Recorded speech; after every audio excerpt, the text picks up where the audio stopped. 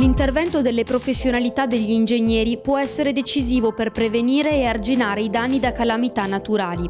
A tal proposito, la Federazione degli Ordini degli Ingegneri del Veneto ha indetto un concorso rivolto agli ingegneri autori di progetti innovativi per la tutela del territorio.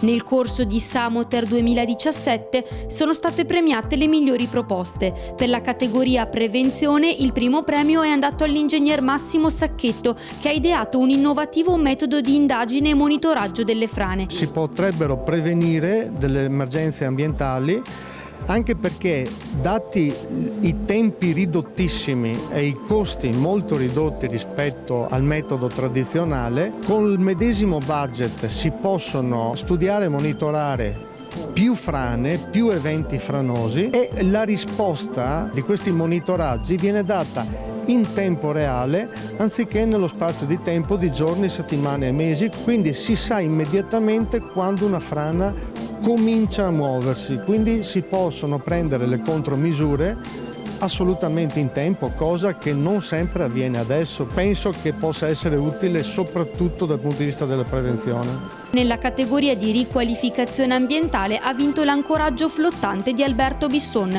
una soluzione efficace e poco costosa per la stabilizzazione dei movimenti franosi lenti. Il progetto consiste nell'esecuzione di interventi puntuali di stabilizzazione di frane di medio-grande dimensioni, e questo progetto ha come appunto scopo intervenire in somma urgenza di fronte a queste calamità naturali con disponibilità economiche limitate, insomma.